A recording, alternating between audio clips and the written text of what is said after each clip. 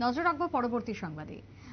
তীব্র গরম থেকে কিছুটা স্বস্তি দিতে নেমে এলো বৃষ্টি, কিন্তু এই বৃষ্টিতে একাংশ জায়গায় ক্ষতি, সেই ক্ষতিরই অভিযোগ উঠে আসছে। তবে ঊনকোটি জেলা কৈলাসহর মহকুমায় যেখানে গাছ পড়ে যাওয়ার কারণে পাপ্পু খানের ঘরটি সম্পূর্ণভাবে ধ্বংস হয়ে যায়। পরের দিন 27 এপ্রিল কংগ্রেসের কর্মী পাপ্পু খান তার ঘরের উপরে পাকা গাছটি কাটার জন্য গাছের উপরে উঠলে সেখান থেকে পা স্লিপ করে পড়ে যায়। পরবর্তী সময় স্থানীয় বিধায়ক বিরজিৎ সিনহার উদ্যোগে তাকে নিয়ে যাওয়া হয় শহরের একটি হাসপাতালে। জটিল অপারেশন হয়। 6 দিন পর বেসরকারি হাসপাতালে থাকার পর 23 মে শুক্রবার তাকে ছাড়া হয় হাসপাতাল থেকে। তবে সেই জায়গায় দাঁড়িয়ে সামান্য প্রাকৃতিক বিপর্যয় 26 এপ্রিল এবং সেখান থেকে বিপত্তি। তারপরে এক প্রকার বলা যায় ঊনকোটি জেলার কৈলাসহর মহকুমা হাসপাতালে তাকে রাখা হয়। জেলা কংগ্রেসের সভাপতি মোহাম্মদ বদরুজ্জামান আজকে গেলেন তার সঙ্গে দেখা করতে। তাকে ছাড়িয়ে আনার সময় অসুস্থ কংগ্রেস কর্মীর সুস্থ হয়ে বাড়ি প্রত্যাবর্তন। কি বক্তব্য উঠে এসেছে ঘটনা প্রসঙ্গে মোহাম্মদ বদরুজ্জামান কি জানিয়েছেন শুনুন। গত 26 তারিখ কৈলাসহরে ভয়াবহ একটা ঝড় তুফানে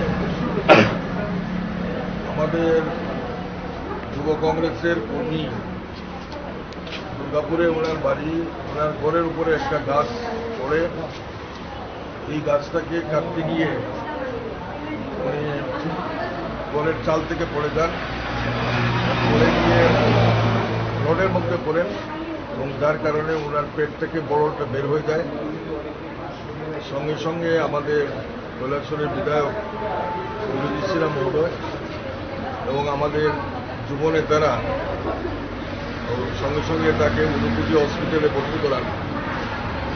কৈলাসহরের জেলা হাসপাতালে আইসিইউর পুরো ইকুইপমেন্ট না থাকার কারণে সেখানে জেলা হাসপাতালে ভর্তি করা হয় এবং সেখানে অপারেশন হয় এবং অপারেশন হওয়ার পরে বর্তমানে উনি সুস্থ আছেন। এটা সম্পূর্ণ প্রাইভেট। আমাদের যুবনেতা হদিস মিয়া এবং জুবের আহমদ খান সহ শানু চৌধুরী, মালিকন, ওনাদের আপনি প্রচেষ্টায় এবং আব্দুল মুনিম লিটন এবং ডক্টর সৈফুল ইসলামের আর্থিক সহায়তায় এবং আরও আমাদের কংগ্রেস কর্মীরা তাকে সহায়তা করে প্রায় 1.5 লক্ষ টাকার এখানে বিল আজকে প্রদান করা হয়। প্রদান করে উনি সুস্থ হয়েছেন। সেই যুব কংগ্রেস কর্মীকে আজকে বাড়িতে নিয়ে দেওয়া হচ্ছে।